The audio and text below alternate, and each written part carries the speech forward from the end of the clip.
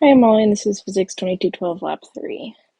So this is the lab using the bar magnet, and the purpose of this lab is just to observe and measure the magnetic field of that bar magnet using the on-axis and off-axis magnetic fields. And we're additionally going to use the Biot-Savart law to understand the effect of distance on the magnetic field. And then the results are listed there. So these are the physics principles, the Biot-Savart law, and the distance dependence formula.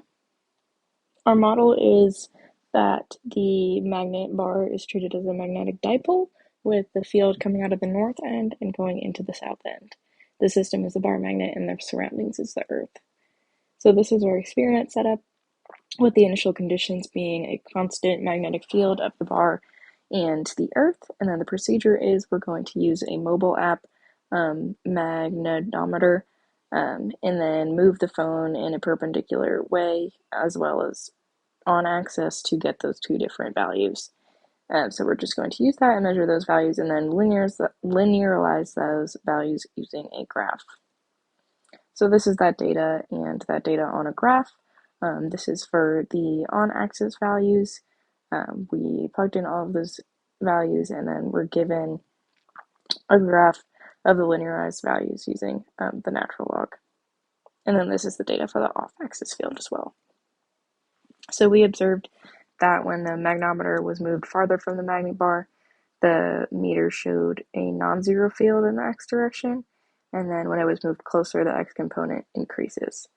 And then the position of the phone is only involved when ensuring that the magnetic field of the surroundings does not interfere with the measurements for the magnetic field of the system. Here are our calculations. This was just taken from the slope of that graph I showed you before, and then we used the natural log to get a value for k. And then we use that value for k in the Biot-Savart law to then solve for mu by setting the Biot-Savart law equal to the distance dependence formula. And our calculations are shown there. And then here's the code. We used the constant 1 e to the negative 7th for u naught over 4 pi. And then we created a magnet at the origin and then visualized the magnetic field. And then we made a number of different vectors to represent the magnetic field on axis as well as the perpendicular field as well. So here's the result of that code with the vectors of the axis, the on-axis and off-axis values. And then the code did result in a value that did have a 27% difference from the value that we manually calculated. This error could be due to human error when taking measurements with the phone or error when making the code. And there were also only 3 trials taken, so more measurements could have resulted in a more accurate and precise results that were closer to the one produced by the code. And then the magnometer could have resulted in error if the magnetic field of Earth was not accurately matched or if the location of the phone was not precise enough. And then here are discussion questions.